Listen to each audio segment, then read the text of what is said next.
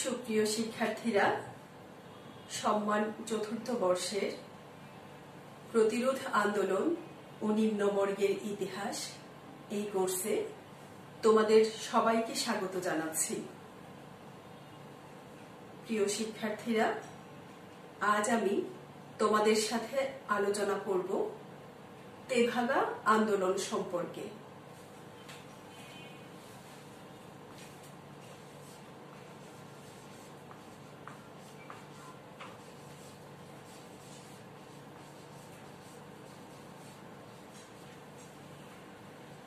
তেভাগা আন্দোলন ছিল ফসলের অর্ধেক অংশের পরিবর্তে 2/3 লাভের দাবিতে ভাগ চাষীদের আন্দোলন। অর্থাৎ পূর্বে ভাগ চাষীরা উৎপাদিত ফসলের অর্ধেক পেত, তারা এই অর্ধেক অংশের পরিবর্তে 3/2 দাবি করে এই আন্দোলন পরিচালিত করেছিল। তেভাগা আন্দোলনের মূল লক্ষ্যই ছিল জোতদার জমিদারদের অন্যায় অত্যাচার থেকে কৃষকদের নিজস্ব অস্তিত্বকে রক্ষা করা। কৃষক সমিতির তত্ত্বাবধানে তেভাগা আন্দোলন পরিচালিত হয়েছিল। এই কৃষক সমিতিগুলো ছিল কমিউনিস্ট পার্টির অঙ্গ সংগঠন। তেভাগা আন্দোলন ছিল অখণ্ড বাংলার অন্যতম বড় এবং ব্রিটিশ শাসনাধীন ভারতের কোম্পানি শাসনের বিরুদ্ধে এক শেষ কৃষক আন্দোলন। অর্থাৎ আমরা বলতে পারি যে তেভাগা আন্দোলন অখণ্ড বাংলার সবচেয়ে বড়, অপেক্ষাকৃত বড় এবং ব্রিটিশ শাসনাধীন ভারতের ব্রিটিশদের বিরুদ্ধে তথা কোম্পানি শাসনের বিরুদ্ধে শেষ কৃষক আন্দোলন ছিল। এই আন্দোলনের ফলে কৃষিতে কোনো স্থায়ী পরিবর্তন বা স্থায়ী সংস্কার হয়নি। বর্গা জমিতে উৎপাদিত ফসলের আধা-আধি ভাগের সনাতন যে ব্যবস্থা, সেই ব্যবস্থাই টিকে ছিল। কিন্তু এই আন্দোলন নিরক্ষর, কুসংস্কারে আচ্ছন্ন, অনগ্রসর কৃষক সমাজকে এক মানবিক ও গণতান্ত্রিক চেতনায় উজ্জীবিত করে তুলতে সক্ষম হয়েছিল। প্রিয় শিক্ষার্থীরা, তাহলে চলো এবার আমরা জেনে নেই যে তেভাগা আন্দোলন কি ছিল এবং এর পেছনে, এই আন্দোলনের পেছনে পটভূমি কি ছিল। প্রথমেই আসি আমরা যে বর্গা চাষী কাদের বলা হয়। সাধারণত যে কৃষক নিজের গরু এবং অন্যান্য কৃষি সরঞ্জাম নিজ খরচে ব্যবহার করে, নিজ খরচে অন্যের জমি চাষ করে, বীজ বুনে সেখান থেকে ফসল উৎপন্ন করে এবং ফসল পাকার পর সেটা কাটাই মাড়াই করে যা পাওয়া যায় তার অর্ধেক জমির মালিককে প্রদান করে এবং বাকি অর্ধেক নিজে রাখে। তাদেরকেই বলা হয় বা তাকেই বলা হয় বর্গা চাষী বা আধিয়ার বা ভাগ চাষী। বিভিন্ন নামে এই চাষী পরিচিত। আর এই যে প্রথা, এই প্রথাকে বলা হয় বর্গা বা অধিপ্রথা। বাংলা অঞ্চলে তেভাগা আন্দোলনের পূর্ববর্তীকালে কৃষি জমিতে সকল উপকরণের যোগান এই আধিয়ারকেই বা বর্গা চাষীকেই দিতে হতো। এখনো এই বর্গা চাষীরা সকল কৃষি উপকরণের জোগাড় দিয়ে ফসলের অর্ধেক অংশ পায়, বা কোথাও কোথাও ফসল ফলাতে যে খরচ অর্থাৎ কৃষি উপকরণের খরচ জমির মালিকও কিছুটা শেয়ার করে। কিন্তু এখন পর্যন্ত এমন কোনো অঞ্চল পাওয়া যায়নি যেখানে জমির মালিক সমস্ত কৃষি উপকরণ সরবরাহ করে থাকে। 1939 থেকে 45 সালের যে দ্বিতীয় বিশ্বযুদ্ধ, 1943 সালের মহা দুর্ভিক্ষ এবং 1945-46 সালে যে সাম্প্রদায়িক দাঙ্গার পর ঔপনিবেশিক বাংলায় বঞ্চিত, নির্যাতিত, শোষিত কৃষক জনতা দ্বারা সংগঠিত ঐক্যবদ্ধ আন্দোলনই ছিল তেভাগা বা আধিয়ার আন্দোলন। আমরা পূর্বেই জানি যে এই আন্দোলনের মূল লক্ষ্য ছিল জোতদার জমিদারদের যে শোষণ, নির্যাতন, অন্যায়, অত্যাচার এসব থেকে কৃষকদের নিজস্ব অস্তিত্বকে রক্ষা করা।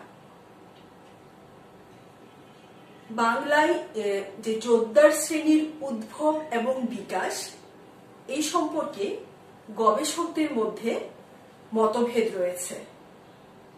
তবে সকল গবেষকই একথা স্বীকার করেন যে জোতদারি ব্যবস্থা উৎপাদন এবং বন্টনের ক্ষেত্রে এক নতুন সম্পর্কের সৃষ্টি করেছিল এবং এটা শেষ পর্যন্ত তেভাগা আন্দোলনে রূপান্তরিত হয়।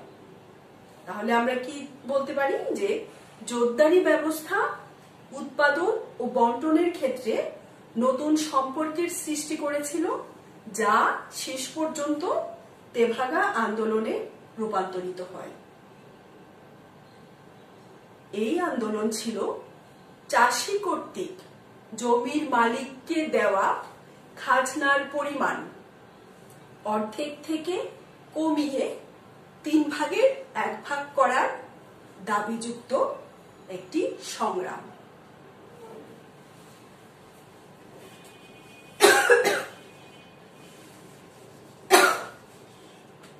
দুঃখিত।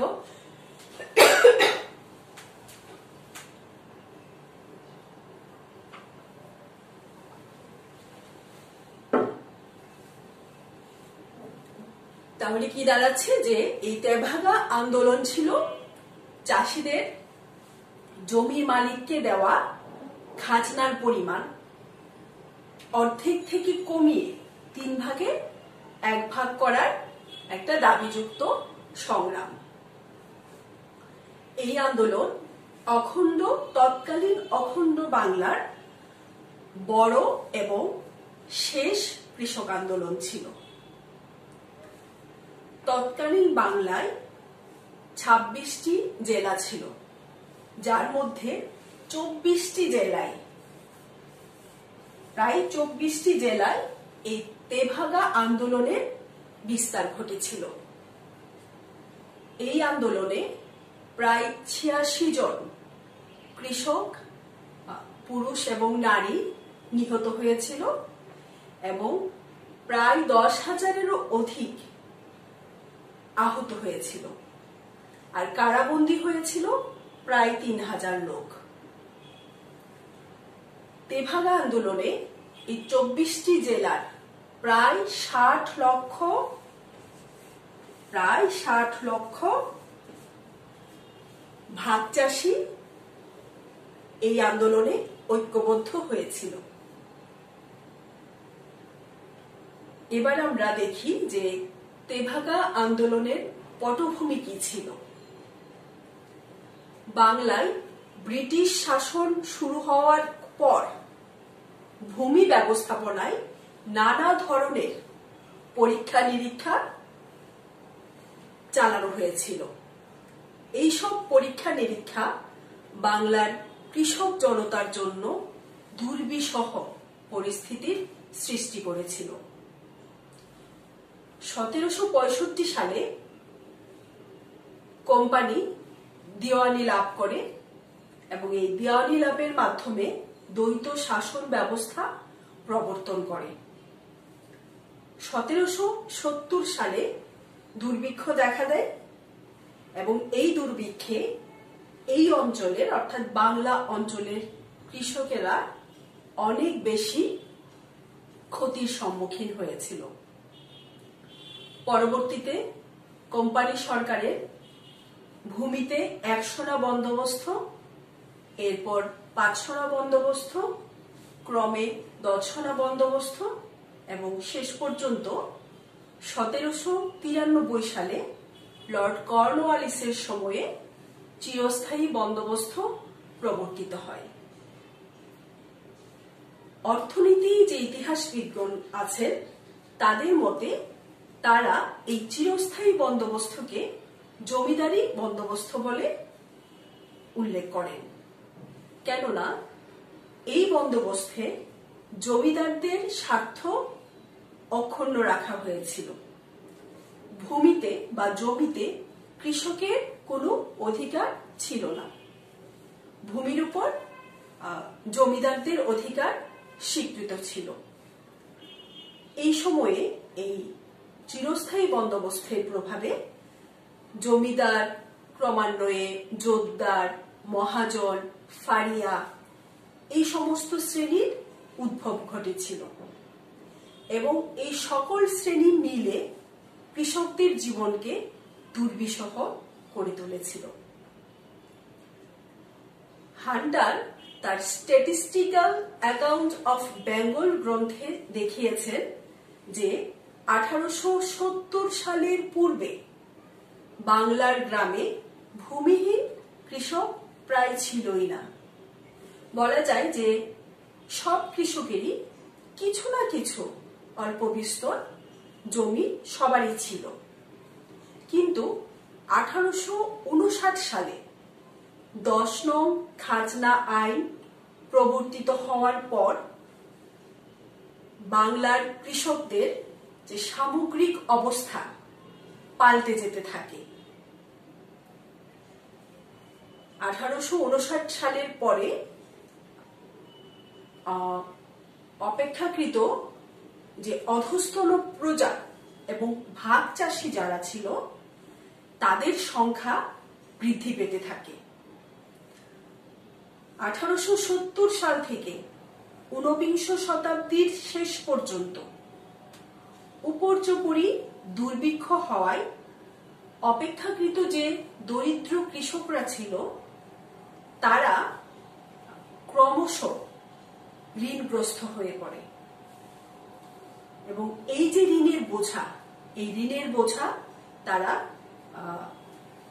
ঋণের বোঝার কারণে তারা শেষ পর্যন্ত এই ঋণ থেকে মুক্ত হওয়ার জন্য নিজেদের যে জমি ছিল সেই জমিগুলো বিক্রি করতে বাধ্য হয়।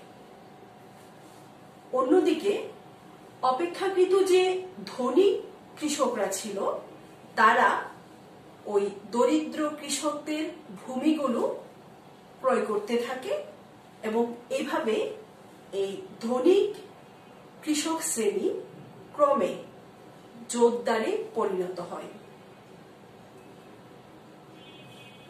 ইউরোপে যখন সামন্তবাদের বিলোপ ঘটে এবং পুঁজিবাদের বিকাশ ঘটতে থাকে সেই সময়ে আমাদের এই অঞ্চলে ইংরেজরা নিজেদের যে ক্ষমতা সেই ক্ষমতার ভিতকে শক্তিশালী এবং মজবুত করার লক্ষ্যে এখানে জমিদারি বন্দোবস্ত চালু করে। আমরা যদি মুসলিম শাসনামল দেখি যে মুসলিম শাসনামলে ভূমিতে কোনো ব্যক্তিগত মালিকানা ছিল না, জমি ছিল রাষ্ট্রীয়, কি বলা যায় যে জমি পুরোপুরি ছিল যে রাষ্ট্রের। জমিদারগণ যারা ছিল তারা ছিল আইনগতভাবে শুধুমাত্র খাজনা আদায়কারী, কিন্তু চিরস্থায়ী বন্দোবস্তের মাধ্যমে জমির অধিকার দেওয়া হলো সেই জমিদার, জোতদার, মধ্যস্বত্বভোগী এবং ফারিয়া শ্রেণীকে। জমির উপর রাষ্ট্রেরও অধিকার রইল না, কৃষকের অধিকারও রইল না। ফলে এই শ্রেণীরা কৃষকদেরকে নানাভাবে শোষণ করছিল। যেখানে জমির মালিক কৃষকদেরকে করার কথা, অর্থাৎ জমির উপর কৃষকের অধিকার স্বীকৃত হওয়ার কথা, সেখানে কোম্পানি শাসক তারা জমির উপর মালিকানা দিল বংশ পরম্পরায় যারা কৃষকদেরকে শোষণ করছিল সেই সব জমিদারদের হাতে। নব্য এই জমিদার শ্রেণী, জোতদার, ফারিয়া, মহাজন, তাদের সাহায্যে কৃষকদেরকে আরো বেশি শোষণ করতে শুরু করেছিল। তারা নানাভাবে কৃষকদের কাছ থেকে অতিরিক্ত কর বা আবওয়াব আদায় করছিল। যদিও চিরস্থায়ী বন্দোবস্তে জমিদারদের যে খাজনার পরিমাণ সেটা নির্দিষ্ট ছিল, কিন্তু এই জমিদাররা কৃষকদের কাছ থেকে যে খাজনা আদায় করত তার পরিমাণ নির্দিষ্ট ছিল না। তারা বছর বছর সেই খাজনার পরিমাণ বৃদ্ধি করত, বিভিন্ন কারণে বিভিন্ন নামে কৃষকদের কাছ থেকে কর আদায় করত। যেমন জমিদারের সাথে দেখা করতে হলে সালামি দিতে হতো। জমিদারের যে লাঠিয়াল বাহিনী ছিল, এই লাঠিয়াল বাহিনী পোষার জন্য কর দিতে হতো। এছাড়াও হাটতোলা, এরকম বিভিন্ন নামে কৃষকদের কাছ থেকে কর আদায় করা হতো। জমিদার, জোতদার, ইজরাদার এই পুরো চক্রটি কৃষকদের শোষণ করত।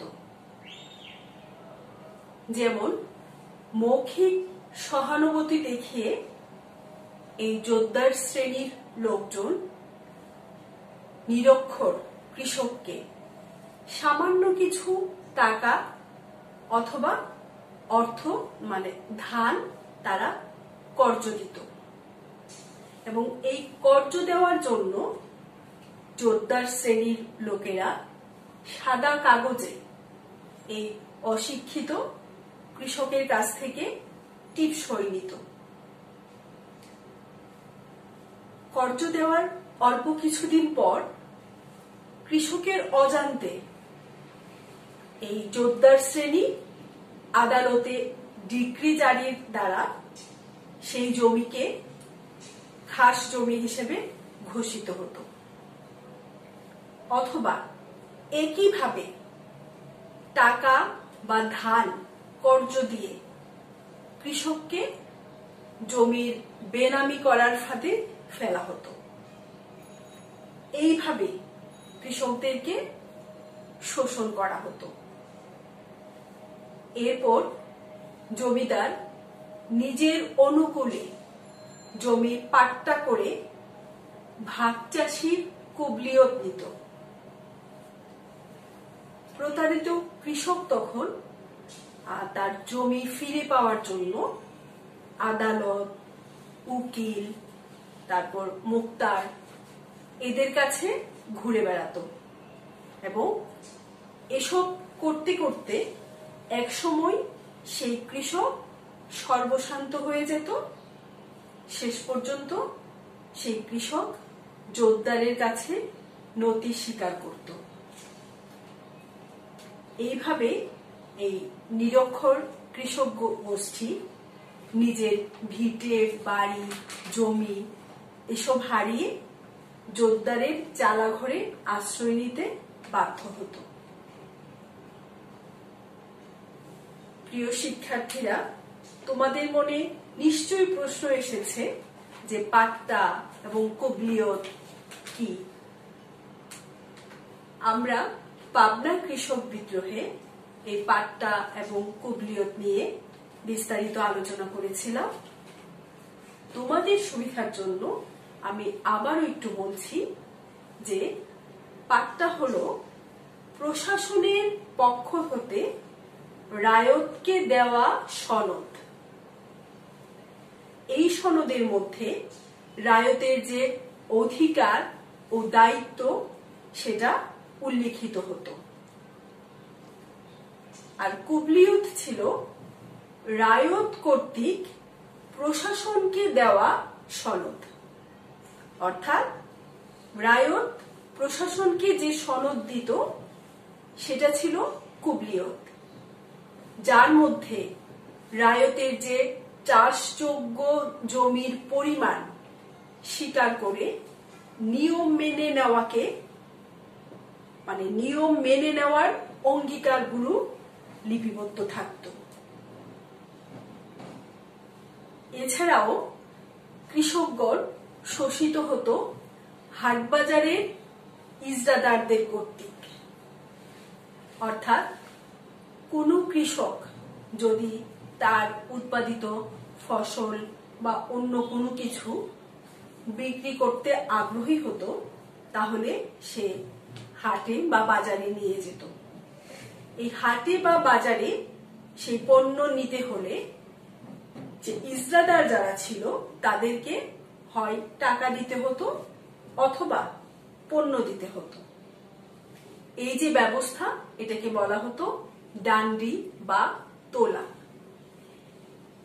এই তোলা বা ডান্ডি দিতে গিয়ে কৃষকরা আরেকবার শোষণের শিকার হতো, কারণ এই ইজরাদারদের যে বড়কন্দাজ ছিল বা ইজরাদাররা যাদের মাধ্যমে ইজরা সংগ্রহ করত, অর্থাৎ ওই সংগ্রাহকরা কৃষকদেরকে নিগৃহীত করত বা তাদের মাধ্যমে কৃষকরা নিগ্রহের শিকার হতো।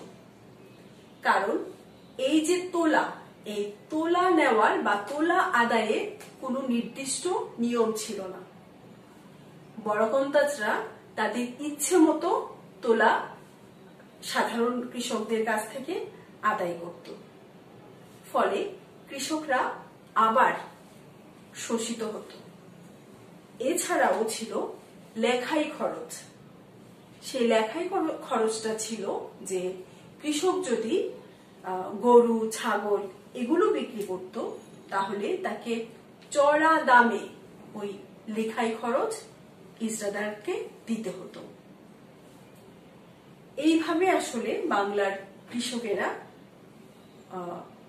শোষণের শিকার হয়েছিল। 1793 সালে চিরস্থায়ী বন্দোবস্তের ফলে জমিদার, জোতদার, মহাজন ও মধ্যস্বত্বভোগীদের বিকাশের সাথে সাথে বাড়তে থাকে ভূমিহীনদের সংখ্যা। ভবরায় তার একটি প্রবন্ধে উল্লেখ করেছেন যে তেভাগার সমকালীন ও তার পূর্ববর্তী দশকগুলোতে বাংলাদেশের কৃষক শ্রেণীর উপর প্রতি 5 বছরে বহুমুখী ঋণের বোঝা বৃদ্ধি পাচ্ছিল 60 থেকে 70% হারে, অর্থাৎ 60 থেকে প্রায় 70% প্রতি 5 বছরে এই ঋণের বোঝাটা বৃদ্ধি পাচ্ছিল।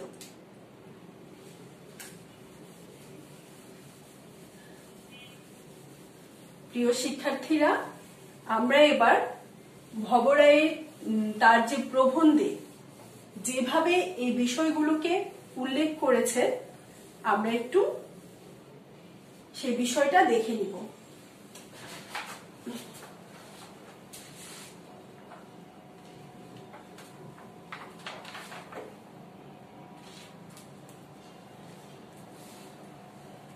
ভবরায় লিখিত পরিসংখ্যান থেকে জানা যায় যে ভবরায় লিখিত প্রবন্ধে তিনি যে পরিসংখ্যানটা উল্লেখ করেছেন সেই প্রবন্ধ থেকে আমরা জানতে পারি যে বিংশ শতাব্দীর গোড়া থেকে প্রায় 50 বছর ধরে বস্তুতপক্ষে বাংলার কৃষকের সামনে নেমে এসেছিল ত্রিমুখী আক্রমণ, জমিদারি শোষণ, মহাজনী শোষণ এবং সরকারি শোষণ।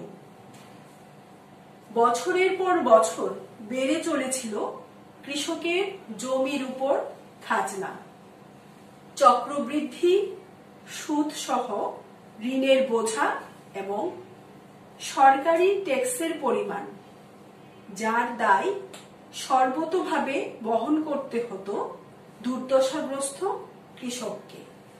আবার অন্যদিকে জমির উপর বেড়ে চলেছিল কৃষি নির্ভর মানুষের সংখ্যা ও ক্রমবর্ধমান ছদ্ম বেকার এর চাপ। বিংশ শতাব্দীর শুরু হতে 1920 এর দশক পর্যন্ত কৃষিজীবী মানুষের বৃদ্ধির হার ছিল 40%।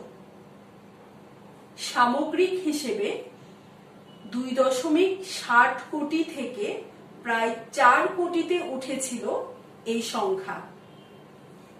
আর একটি পরিসংখ্যানে দেখা যায় ছোটখাটো কৃষক মালিক ও বর্গাদারদের সম্মিলিত সংখ্যা 1921 সালের 93 লক্ষের কাছাকাছি ছিল। 1931 সালে সেই সংখ্যা হ্রাস পেয়ে দাঁড়িয়েছিল 61 লক্ষে। আর 1921 সালে ভূমিহীন খ্যাত মজুরের সংখ্যা ছিল 18 লক্ষের কাছাকাছি। 1931 সালে এদের সংখ্যা বৃদ্ধি পেয়ে হয়েছিল প্রায় 27.5 লক্ষ। তাহলে ভবরায়ের প্রবন্ধ থেকে আমরা দেখতে পেলাম যে বিংশ শতাব্দীর গোড়া থেকে কৃষকেরা ত্রিমুখী শোষণের শিকার হচ্ছিল: জমিদারি শোষণ, জোতদারি শোষণ এবং সরকারি শোষণ। জমিদাররা বছর বছর জমির খাজনা বৃদ্ধি করে কৃষকদেরকে শোষণ করছিল। জোতদার শ্রেণী কৃষকদেরকে মৌখিক সহানুভূতি দেখিয়ে তাদেরকে ঋণ দিত এবং চক্রবৃদ্ধি হারে সেই ঋণের শোধ এতটাই বেড়ে যেত যে কৃষক শেষ পর্যন্ত ওই ঋণের দায় থেকে মুক্ত হওয়ার জন্য নিজের ভিটে বাড়ি পর্যন্ত খোয়াতো বা হারাতো। আবার অন্যদিকে যে সরকারি ট্যাক্সের পরিমাণ সেটাও বৃদ্ধি পাচ্ছিল।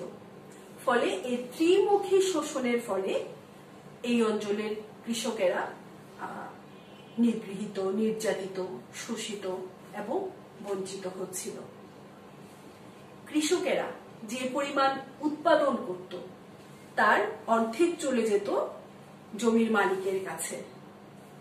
বাকি যে অর্ধেক ছিল সেটাও নানা নামে নানা কর জমিদারদেরকে আবওয়াব বা বিভিন্ন কর প্রদান করত, অথবা মহাজনদের কাছ থেকে যে ঋণ নিত সেই ঋণের শোধ তারা প্রদান করত।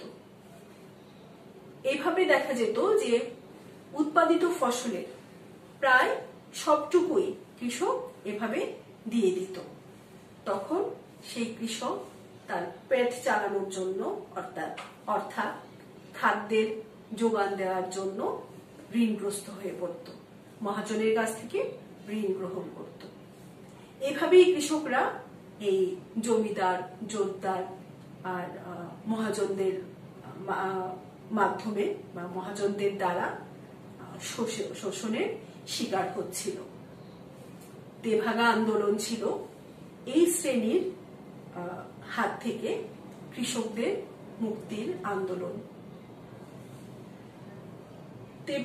তেভাগা আন্দোলন সাংগঠনিকভাবে অত্যন্ত শক্ত ছিল বা সংগঠিত ছিল। তেভাগা আন্দোলন পরিচালিত হচ্ছিল কিষাণ সভা বা কৃষক সমিতির মাধ্যমে, যা ছিল কমিউনিস্ট পার্টির অঙ্গ সংগঠন। ফলে 1937 সালে যখন এই কিষাণ সভা গঠিত হয়, তারপর থেকেই কৃষক আন্দোলনগুলো দানা বাঁধতে শুরু করে। 1938 সালে যে কিষাণ সভার নেতৃত্বে একটি কৃষক সম্মেলন আহ্বান করা হয় এবং সেখানে প্রায় 3000 কৃষক বা ভাগ চাষি বা ক্ষেত মজুর জমায়েত হয়েছিল।